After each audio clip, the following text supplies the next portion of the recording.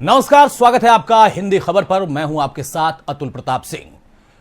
देश में कई बार उन मुद्दों को लोग छूते नहीं हैं जिस पर विवाद पैदा होता है, लेकिन अब यहां पर सवाल यह था कि वो विवाद क्यों आखिर पैदा ना हो।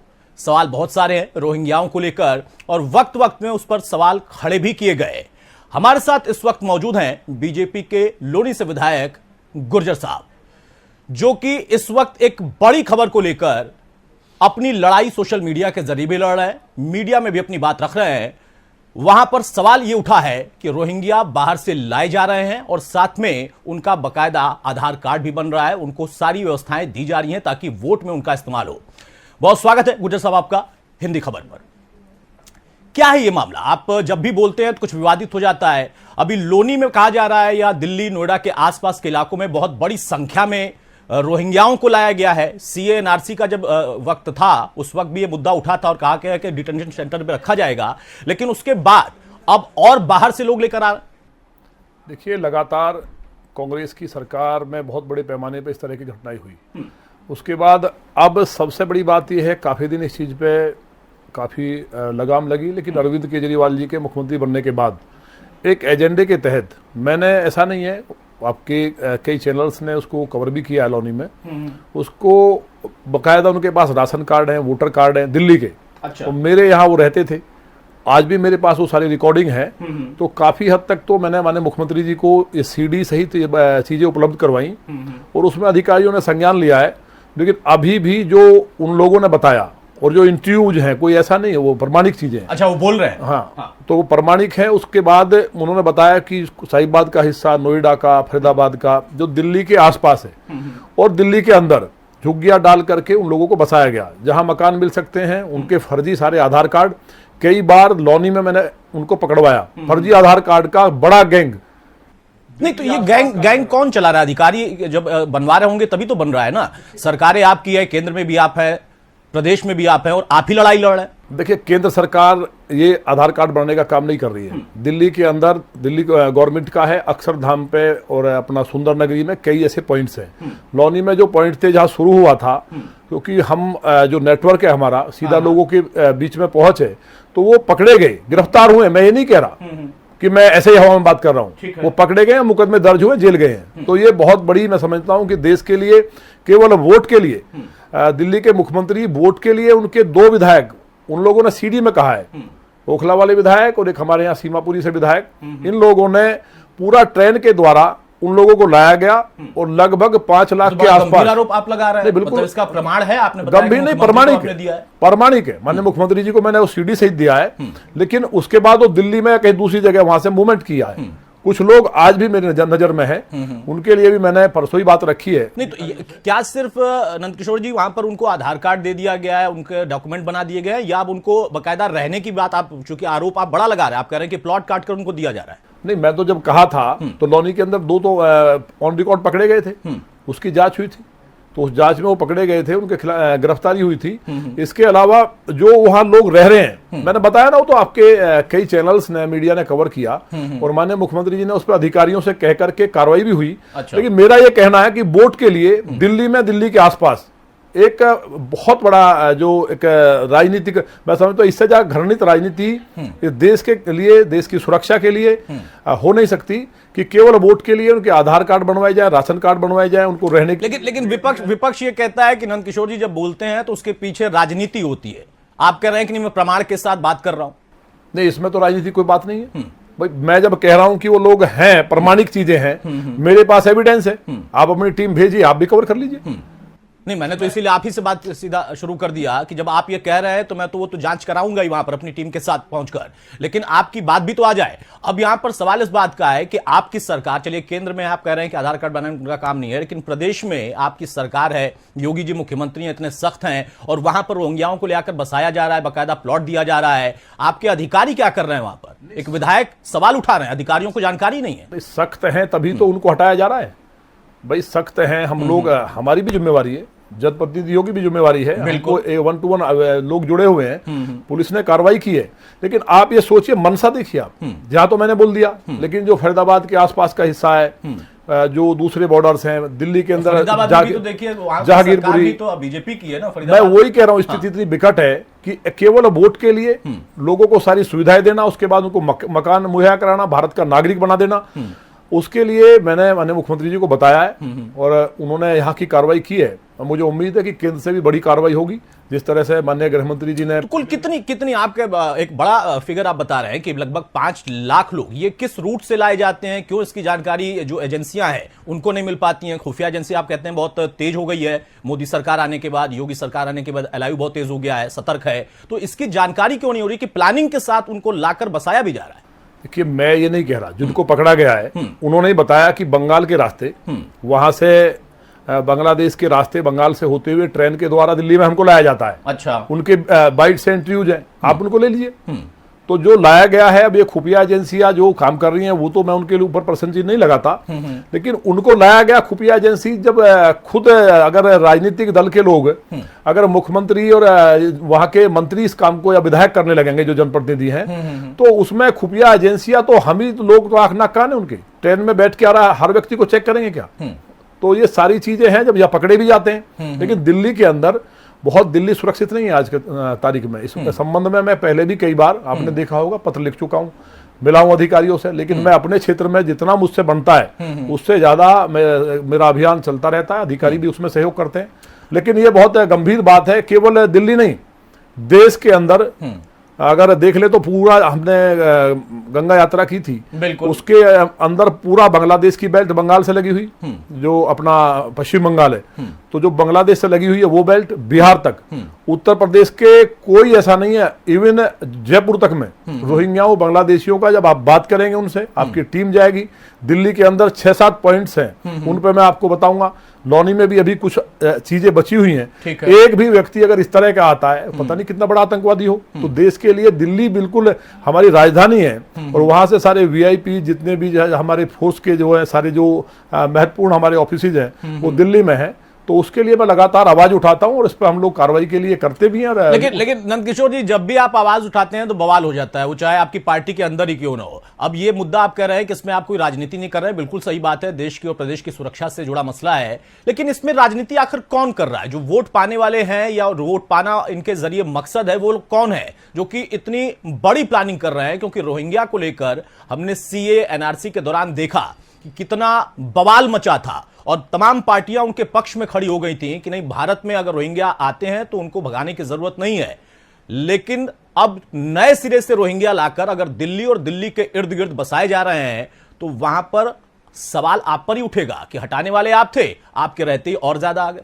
नहीं, हमने कहा नहीं कि दिल्ली में हमारी सरकार नहीं है, उनको पूरा प्रोटेक्शन दिया जा रहा है। उससे पहले कांग्रेस, नहीं, केंद्र में है तो केंद्र सरकार जो कार्रवाई बार बार आप देखते ही हैं भाई। ये जो अभी जो दंगे हुए हैं यात्राओं में, तमाम सुंदर नगरी में मर्डर हुआ है, चाहे भलसवा डेयरी की तरफ आप देख लें, मतलब ऐसा नहीं है, कोई 20 पॉइंट्स इस तरह के हैं। आप शाहीन बाग में चले जाइए, वहां 20% लोग, मेरा ये कहना ज्यादा भी हो सकते हैं, 20% लोग वहां रोहिंग्या और बांग्लादेशी हैं, और जो कुछ लोग पाकिस्तान के भी हैं। मैं तो विद प्रमाण बात कर रहा हूं ना, मैं केवल लौनी की बात नहीं कर रहा। मैं तो दिल्ली के अंदर आप आपकी टीम भेजिए, वहां वो लोग खुद कहेंगे, जब आप जाकर के बात करेंगे। तो आप ये सारी जानकारी देते हैं, मुख्यमंत्री के इर्द गिर्द जो अधिकारी हैं जो कहते हैं नहीं सब बहुत बढ़िया बढ़िया चल रहा है, एकदम प्रदेश में राम राज्य है, वो लोग क्या जानकारी नहीं पहुंचाते उन तक? विधायक जी को जाना पड़ता है, इसलिए मुख्यमंत्री को सूचना देनी पड़ती है, लेकिन उनके इर्द गिर्द के अधिकारी ये कहते हैं कि नहीं बहुत बढ़िया है, सब अच्छा चल रहा है। अधिकारी तो जानकारी देते ही हैं, लेकिन मेरी भी तो ड्यूटी है ना, जो मेरे पास आया तो मुझको ड्यूटी निभा रहे हैं, लेकिन वो तो मुख्यमंत्री जी को बता रहे हैं कि सब अच्छा है। नहीं, ऐसा नहीं है, माननीय मुख्यमंत्री जी मानते हैं और कार्रवाई भी होती है, लेकिन बात दिल्ली की है। मतलब आश्चर्यजनक बात यह है कि उनके पास वोटर कार्ड दिल्ली का है, उनके पास आधार कार्ड दिल्ली का है, और वो लोग रहते लौनी में, साहिबाबाद में। तो जो लौनी में मैंने पकड़े, उस आधार पे जब मैंने ये सुना और मैंने खुद उनके बीच में गया और जो टीवी चैनल्स को मैंने वो रिपोर्ट कवर कराई, तो मतलब ये देश के लिए मतलब स्तब्ध करने वाली बात थी कि दिल्ली के नजदीक कितना बड़ा षड्यंत्र, एक मुख्यमंत्री अपनी केवल वोट के लिए देश की सुरक्षा को खतरे में डाल रहे हैं। तो मैं ये नहीं कह रहा कि केजरीवाल के लिए कोई मैं आरोप लगा रहा हूं, ये सच्चाई है, ये सच्चाई है, उन लोगों ने स्वीकार किया है। अच्छा, तो आपने आगे के लिए क्या सोचा है? मुख्यमंत्री तक सूचना आपने पहुंचा दी है, लेकिन अभी भी यह सिलसिला रुका नहीं है, तो खुद विधायक जी अपने क्षेत्र के लिए, प्रदेश के लिए और देश के लिए अपना राष्ट्र धर्म निभाते हुए इस सही जानकारी को पहुंचाने के लिए क्या करने वाले हैं? नहीं, मैंने बताया ना कि मैं तो जो हमारे पास जो एविडेंस थे वो मैंने मुख्यमंत्री जी को दिए, उसमें कार्रवाई भी हुई है, और जो कुछ चीजें बची हुई हैं जो मेरी नजर में आई है मैं उनको भी कलेक्ट कर रहा हूं। लेकिन मेरा कहना यह है कि लौनी में चलिए मैं देख रहा हूं इस बात को, ठीक है, लेकिन दिल्ली के आसपास जो उन लोगों ने बताया और दिल्ली के अंदर जितने भी दंगे होते हैं जो हिंदुस्तानी मुसलमान हैं, मुझे लगता है कि 99% मैं इस बात को सही कह रहा हूं, वो कोई दंगा नहीं करता, कोई दुकान नहीं जलाता। मेरे यहां भी जब कोई बवाल हुआ या कहीं दूसरी जगह हुआ है जहां झुग्गियां झोपड़ियां और बाहर के रोहिंग्या और बांग्लादेशी बसे हुए हैं, वो लोग जो आए हैं देश के अंदर, वो एक प्लानिंग के तहत आए हैं, वही बवाल करते हैं, वही हमारी कोई धार्मिक यात्रा निकल रही है या कहीं ईद के टाइम में कोई इस तरह की बवाल कर देंगे। तो ये जो प्लानिंग्स है उस प्लानिंग के तहत नहीं, तो अब तो 24 का चुनाव भी आ रहा है, आप उस तरफ इशारा कर रहे हैं क्या कि मतलब उसके लिहाज से, चूंकि आजकल देश में बड़ा एक और मुद्दा भी चल रहा है, विषयांतर हो जाएगा वरना उस पर भी मैं चर्चा आपसे करता कि जैसे शूद्र की राजनीति आप प्रदेश में देख रहे हैं लगातार सपा कर रही है, आज माया भी उसमें आ गई है, उसके साथ साथ जो आरोप आप लगा रहे हैं, क्या ये 24 से जुड़कर कुछ ऐसी प्लानिंग आपको महसूस हो रही है? देखिए 24 से इस देश के अंदर देश के यशस्वी प्रधानमंत्री बने मोदी जी, माननीय राजनाथ जी और गृह मंत्री माननीय अमित शाह जी ने जिस तरह से कश्मीर के इशू को कोई सोच भी नहीं सकता था कि कश्मीर में धारा 370 समाप्त हो सकती है, 35A का जो मसला था और सीए के दौरान जो जिस तरह से एनआरसी वाला जो इशू जो उठाया और जिस पे देश के लिए इतना बड़ा काम चल रहा है, तो स्वाभाविक है जो लोग राजनीति केवल धर्म के आधार पर लोगों को लड़ा करके और उसको कहीं ना कहीं बीजेपी के माथे मढ़ते थे, तो उसमें विफल हुए हैं। आज जब विफल हुए हैं तो अब नई नई चीजें अब हिंदू समाज में भी बांटने का काम शुरू किया है। मेरा कहना है, देखिए जो ये आप बात कर रहे हैं शूद्र वाली बात, तो अखिलेश जी ने शूद्र कहा अपने आप को, अब वो बहन जी ने कहा, बाबा साहब ने जो कहा है उसके अंदर SC ST शूद्र है ही नहीं। तो जब इन लोगों को यही पता नहीं है हम कौन है, यादवों को तो हमने यही माना है कि क्षत्रिय वंश की शाखा है। भगवान श्री कृष्ण जी को अगर यादव मानते हैं, क्या भगवान श्री कृष्ण शूद्र थे? तो इन्होंने तो भगवान का भी अपमान किया है। उस टाइम जाति व्यवस्था ही नहीं थी, दलित माँ सबरी के झूठे बेर भगवान श्री राम ने खाए, इससे ज्यादा समतामूलक समाज कभी हो सकता है क्या? कभी सोचा किसी ने? आदिवासी दलितों के नहीं, मैं इसीलिए कह रहा हूं क्योंकि वो विषय अलग है, उस पर हम लोग आपसे लगातार चर्चा आगे भी करेंगे। मैं चाहूंगा कि उसमें मौर्य साहब भी शामिल हो, लेकिन यहां पर जो सवाल है, जो मैं सिर्फ 24 के चुनाव और रोहिंग्या वोटर्स जिसका आप जिक्र कर रहे हैं, तो ये तो बड़ा खतरनाक सी प्लानिंग हो जाएगी, और इस पर अगर आपकी सरकार, आपकी पार्टी जो कि फिर से जब चुनाव में जाएगी तो उसको इनका सामना करना पड़ेगा, वहां पर आपको नहीं लगता कि हाँ त्वरित कार्रवाई इस पर होना चाहिए? देखिए त्वरित कार्रवाई, आसाम के अंदर मैं कई बार गया हूं मां कामाख्या जी के दर्शन करने, वहां के स्थानीय लोगों से मिला, मेरा इंटरेस्ट रहता है। वहां बीजेपी की सरकार आने के बाद, मैं नहीं कह रहा पूरा देश मानता है, वहां के लोकल जो वहां के स्थानीय लोग थे उनकी जमीनें छीनी जा रही थी, उनके कत्लेआम थे, उनकी बहन बेटियों के बलात्कार तक हुए, लेकिन सरकार ने आकर के वहां सफाया करने का काम किया। आज लोग वहां रह रहे हैं। तो आप यहाँ तो बाबा का बुलडोजर है, उत्तर प्रदेश पहुंच रहा है। मैं यहां बता रहा हूं ना, उत्तर प्रदेश के अंदर क्या हालात थे। 4000 दंगे समाजवादी पार्टी के टाइम में हुए, अब किसी की हिम्मत नहीं है। तो जो कार्रवाई है, जो बीमारी इतनी बड़ी है, जो पिछले 70 साल की बीमारी है, उस बीमारी को निकालने के लिए लगातार उत्तर प्रदेश के मुख्यमंत्री काम कर रहे हैं। देश के अंदर माननीय गृह मंत्री जी का जो नेटवर्क है, जिस तरह से अगर कहीं कांग्रेस भूल से देश में केंद्र में 5 साल और रह जाती तो भारत के अंदर ये कहीं ना कहीं गुलामी का जो बीज डालने का इनका काम था, देश को गुलाम करा देते, देश के अंदर गृह युद्ध होते। ये तो अच्छा, एक बात जो है, जो आप पर आरोप भी लगता है कई बार कि आप बड़े मुखर हैं, ये आपके बारे में कहा जाता है, लेकिन आरोप ये लगता है कि आप जब भी कुछ करते हैं तो बवाल मचाने का मकसद होता है। इस बार भी आप क्या बवाल मचाने के लिए कह रहे हैं? वाकई आप कह रहे हैं कि प्रमाण भी है भाई, क्योंकि आप चाहे विधायकों को लेकर बैठ जाएं तब बवाल, आप चाहे किसान आंदोलन खत्म होने वाला था पहुंच जाएं तब बवाल, या फिर उसके आगे आपने जब सवाल खड़े किए कई अलग अलग मुद्दों पर तब बवाल। नहीं, देखिए बवाल का विषय कहां है। मैं देश मेरे लिए पहले है, मेरी पार्टी सिखाती है कि नेशन फर्स्ट, पार्टी सेकंड और उसके बाद की बातें। तो देश ही नहीं रहेगा तो हम करेंगे क्या इस देश में? हमको जो दायित्व जो है दिया है भगवान महादेव कृपा ने, जो हम देश के लिए जो पार्टी जो हमें सिखाती है वो संस्कार हमारे हैं। तो आप ये बताइए, मैं जब प्रमाणिक बात बता रहा हूं, और मेरा कहना नहीं है, ये उन्हीं लोगों का कहना है ना, आप स्टोरी कर लीजिए कि दिल्ली के विधायक जो हैं उनको लगाया गया है, वो लोग बैठ करके क्या कर रहे हैं, मैं आगे बोलूंगा तो बहुत बात दूर तक जाएंगे। तो आप बोलिए भाई, इसीलिए तो आप सवाल कर रहे हैं, आप बोलिए। आपको नहीं मालूम क्या दुबई में बैठ करके केजरीवाल को फंडिंग हुई? डी कंपनी से सीधे संबंध नहीं है कि इनके ओखला विधायक के। ये तो बहुत बड़ा आरोप लगा नहीं, हम बिल्कुल सही कह रहे हैं, हमने उस टाइम भी बोला था।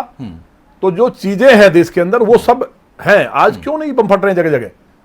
आज क्यों जो जिस तरह की घटनाएं, कोई ऐसा शहर नहीं बचता था देश के अंदर, क्या हालात थे, चारों तरफ आतंक था, लोगों को लगता था कि देश में कब हम मारे जाएंगे। आज क्यों भारतीय जनता पार्टी की सरकार आने के बाद पूरा देश का आदमी ये समझता है कि हम बहुत सेफ हैं। तो ये सब कारण है, ऐसा नहीं है। जो बीमारी जो कांग्रेस ने दी, या जो दूसरे दल थे, आप बताइए जम्मू कश्मीर में क्या हुआ? यही तो रोहिंग्या और जो पाकिस्तानियों ने मस्जिदों से आवाज आई कि इनका कत्ल कर दो, काफिरों का, हिंदुओं का, और 3 दिन तक कत्लेआम चलता रहा, पूरा कश्मीर वहां से हिंदू विहीन हो गया। उसमें केवल ब्राह्मण नहीं थे, उसमें जब एक गांव में लोग रहते हैं तो उसमें दलित से लेकर पिछड़ा से लेकर ब्राह्मण व्यापारी सब होता है, पूरे गांव के गांव काट दिए गए। तो ये जो खतरा है, ये कांग्रेस का और जो दूसरे जो गठबंधन की सरकारें थी, जो भी दल उस टाइम रहे, अगर भारतीय जनता पार्टी नहीं होती तो कश्मीर छोड़िए, मुझे लगता नहीं कोई राज्य बचता। अब तो ये माननीय प्रधानमंत्री जी की लीडरशिप में जिस तरह से सीमाएं और इंटरनल सिक्योरिटी पे जो इतना काम हुआ है, तो 70 साल की बीमारी को जो 80% ठीक किया गया है, मुझसे बड़े नेता बैठे हैं, वो लगातार काम कर रहे हैं। लेकिन मेरा जो दायित्व था मेरी विधानसभा का, उसको मैंने पूरी गहनता के साथ, मैं 2 रात स्वयं घूमता हूँ, रात में 2 रात में खुद घूमता हूँ पूरी रात। अच्छा। कई बार हमला भी हुआ, आपके यहाँ चला भी है। तो जो मेरी ड्यूटी है, जो मेरा दायित्व है देश के लिए, नहीं, मैं यही तो कह रहा हूं कि आप अपना दायित्व भी निभा रहे हैं, एक जनप्रतिनिधि होने के नाते, जनता का नेता होने के नाते, वो आपकी जिम्मेदारी आप निभा भी रहे, लेकिन वहां पर इतनी बड़ी संख्या में लोगों का आ जाना, उनका कार्ड चलो दिल्ली में बन गया, लेकिन वहां कर लोनी में रह रहे हैं, प्लॉट काटे जा रहे हैं, जो वहां का लोकल प्रशासन है उनकी भी तो कुछ जिम्मेदारी है ना, कि सारी जिम्मेदारी सिर्फ विधायक जी की है? नहीं, लोकल प्रशासन ने कार्रवाई की ना, मैंने बताया। वो कार्रवाई किस स्तर पर हुई? आप कह रहे हैं बड़ी संख्या में देखिए, कार्रवाई की आधार कार्ड बनाने वाले, मेरी बात अप्रमाणिक हो तो लौनी का थाना, लौनी बॉर्डर थाना, उसमें आप जाइए, उसमें FIR दर्ज हुई फर्जी आधार कार्ड बनाने वालों की। तो आपके दबाव बनाने के नहीं, बाद, मुद्दा उठाने के बाद मेरे से अलग भी हुई है। अच्छा। मेरे से अलग हुई है, लेकिन जब ये घटनाएं सामने आई हैं, क्योंकि लगातार देखिए, मैं कोई ऐसा नहीं कि हवा से आके नेता बनाऊं, मैं वहीं जन्म लिया, मुझे एक एक आदमी का, एक एक घर का मुझे मालूम है, और लोगों के बीच में रहता हूं, भगवान मान के एक आदमी के लिए मैं सुबह बैठता हूं, तो जो पब्लिक से मैं मिलता हूं, फीडबैक आता है, उसके बाद मैं अपने लोगों को भेजता हूं, फिर मैं खुद जाता हूं, रात के 2-2 बजे मैं जाता हूं, अपनी जान को जोखिम में डाल के। आपको मालूम है कि किस तरह के हालात लौनी में थे। बिल्कुल। लौनी क्राइम कैपिटल मानी जाती थी, आज पिन ड्रॉप साइलेंट है। अगर अयोध्या जी के बाद कहीं राम राज्य तो लौनी में है। तो वो किसकी वजह से? योगी सरकार की वजह से या विधायक जी की वजह से? नहीं, माननीय मुख्यमंत्री जी का आशीर्वाद है इसमें। अच्छा, उनके आशीर्वाद से आपकी जिम्मेदारी है पूरी। अच्छा, अब यहां पर सवाल यह आएगा कि आप कह रहे हैं कि प्रमाण भी है, आप कह रहे हैं कि कार्रवाई अलग भी हुई है और आपके मुद्दा उठाने के बाद भी कुछ हुई है, लेकिन जैसे ही ये मुद्दा उठता है और इस पर सवाल होता है तो कहा जाता है कि मुसलमान, रोहिंग्या के नाम पर असल में मुसलमान को डराया जा रहा है, 24 का चुनाव है इसलिए मुद्दा उठाया जा रहा है। देखिए, मैंने आपने सुना नहीं मेरी बात को शायद। हिंदुस्तान का मुसलमान 99%, मैंने तो सुना, विपक्षी दल नहीं सुनते। नहीं, विपक्षी दलों का काम ही है। हाँ। इन दलों ने तो इस देश को केवल वोट के लिए बर्बाद करने का काम किया है। आप बताइए, कांग्रेस ने तो जो अखंड भारत था उसके टुकड़े किए, जोड़ भी तो वही रही है, यात्रा करके। नहीं, यात्रा करके क्या? यात्रा जोड़ रही है तो आपने देखा नहीं किस तरह से जोड़ रहे हैं लोग। उनकी यात्रा में कौन शामिल हो रहे हैं?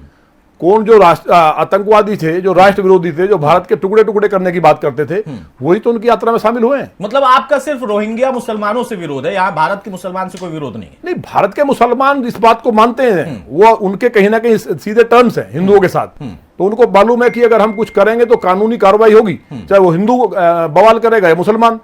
निष्पक्ष कार्रवाई देखिए, उत्तर प्रदेश में और देश में, मैं तो उत्तर प्रदेश की बात करूंगा, सरकार आने के बाद किसी भी योजना में किसी के साथ कोई भेदभाव नहीं हिंदू मुसलमान का।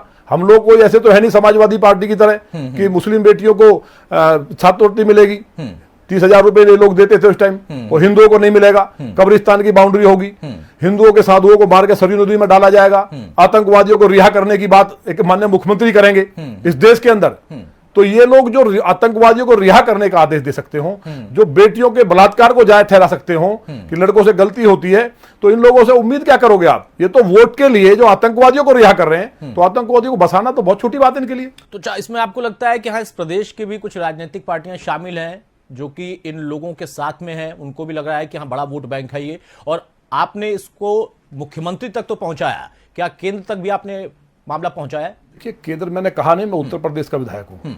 ये जो मेरा दायित्व जहां तक है, मेरा अपनी विधानसभा का है, राष्ट्र के लिए मेरा दायित्व है, उसके लिए मैं माननीय मुख्यमंत्री को कहा है। माननीय मुख्यमंत्री जी, आपको पता है कितने इस मामले में गंभीर हैं। माननीय गृह मंत्री जी ने कितनी इन मसलों में एक कदम बढ़ के कार्रवाई की है, तो वो तो कार्रवाई चल रही है। लेकिन हमारा ये कहना है कि ये चीजें राजनीतिक नहीं है। ये जो बातें हमने की, ये बात तो आपने पूछ लिया तो हमने कर ली। इसमें तो जितने भी दल हैं, नैतिकता के आधार पे, अपनी अंतरात्मा के आधार पे कि देश ही नहीं होगा तो राजनीति करेंगे क्या। आज तो ये समझ रहे वोट के लिए, यही रोहिंग्या बांग्लादेशी कश्मीर की तरह नेताओं को भी काट डालेंगे एक दिन, जिनको ये बसा रहे हैं। आतंकवादी किसी का नहीं है। आप सोच सकते हैं कि कोई पार्टी आतंकवादियों को रिहा करने का आदेश करेगी? किया समाजवादी ने। तो इसी तरह से केजरीवाल जी, आप बताइए, अखलाक जो गो तस्कर मारा जाता है दादरी में, उसके यहाँ सारे कौन नेता नहीं गया? राहुल जी से लेकर के, केजरीवाल जी से लेकर के, और अपने अखिलेश जी, तमाम कोई ऐसा नेता नहीं था। दिल्ली में अब तक 100 से ज्यादा हिंदुओं को कत्ल किया जा चुका है, 300 चाकू मार के, बेटियों के बलात्कार करके हत्या की जा चुकी है। क्या अरविंद केजरीवाल जी एक शब्द बोले? किसी को कोई मुआवजा दिया? तो ये जो चल रहा है कि जो मौलवी हैं उनको हम पैसे देंगे, उनको सैलरी फिक्स है, जो हमारे मंदिरों के पुजारी हैं उनके लिए कुछ नहीं है, तो ये देश देख रहा है और ऐसा नहीं है। अच्छा, अब इसमें एक आखिरी सवाल बस आपसे कि ये जो पूरा घटनाक्रम है, प्लानिंग आपने बताई, आपने कहा कि प्लानिंग के साथ लाया जा रहा है, बसाया जा रहा है, कार्ड बनाया जा रहा है, उसके अलावा भी कोई प्लानिंग है क्या? क्योंकि आप बार बार जब भी ये बात कह रहे हैं तो दंगे का भी जिक्र कर रहे हैं। आपको लग रहा है कि हाँ, ये दंगा कराने के लिए प्लानिंग के साथ देश की राजधानी और उसके इर्द गिर्द इनको बसाया जा रहा है? आप ये देख नहीं रहे क्या? भगवान श्री राम जो कण कण में बसते हैं, जिनको इंडोनेशिया का मुसलमान भी अपना पूर्वज मान के रामलीला करता है, गर्व करता हो, उनके लिए भगवान राम की, और ब्राह्मणों के लिए, स्वर्ण के लिए, दलित के लिए, वो भगवान श्री राम के लिए ये करके, और जो क्षेत्रवाद, जातिवाद भड़का करके आपस में जातियों को कोई क्षुद्र बता रहा है, कोई कुछ कह रहा है। पॉलिटिकल लोगों को देश के डेवलपमेंट की बात करनी चाहिए। आज G20 का जैसे ही दिल्ली के अंदर सम्मेलन की बात आई कि हम बैठक होगी देश के अंदर, G20 हम मेजबानी कर रहे हैं, और जो हमारे यहाँ समिट हो रही है अभी उत्तर प्रदेश में, तो जो लग रहा है कि हम दुनिया की 5वीं अर्थव्यवस्था बने हैं और हम नंबर 1 होने जा रहे हैं, इन चीजों को लेकर के जो हम ये आरोप नहीं है, ये सच्चाई है। अच्छा, ये सीधा मेरा कहना है कि जो कट्टरपंथी मुल्क हैं, ISI है, वो इन लोगों को कहीं ना कहीं फंडिंग कर रही है। इस पे भी मुझे उम्मीद है कि बहुत जल्दी भंडाफोड़ इनका होगा। भाई, संज्ञान आप ही लोगों को लेना है। विधायक जी ने अगर संज्ञान ले लिया है, सरकार तक सूचना पहुंचा दी है, मुख्यमंत्री इसकी जानकारी उन तक पहुंच चुकी है, तो केंद्र में भी आप ही की सरकार है, गृहमंत्री आप बता रहे हैं कि बेहद सक्रिय रहते हैं इन मुद्दों पर, तो उन तक भी सूचना पहुंच जानी चाहिए, पहुंच गई भी होगी। एक्शन क्या होगा इसकी पड़ताल भी करेंगे, और जिस जगह पर ये सारे रोहिंग्या बसाए जा रहे हैं या ऐसे लोग लाए जा रहे हैं उसकी भी पड़ताल हम करेंगे। विधायक जी के आरोप जो है उनकी गंभीरता को आप समझिए। सवाल यही है कि सरकार आपकी है, आपकी ही जिम्मेदारी बनती है कि अगर ऐसा कोई कर रहा या करवा रहा तो उस पर फौरन एक्शन हो। सिर्फ एक विधायक अपनी जिम्मेदारी निभाएं, बाकी अधिकारी ना निभाएं, तो सवाल भी फिर आपसे ही होगा। बहुत बहुत शुक्रिया नंदकिशोर जी हमारे साथ जुड़ने के लिए और इस पूरे प्रकरण पर खुलकर अपनी बात रखने के लिए कि राजनीति किस तरीके से हो रही है, उसमें रोहिंग्याओं का इस्तेमाल कहां किया जा रहा है। नमस्कार।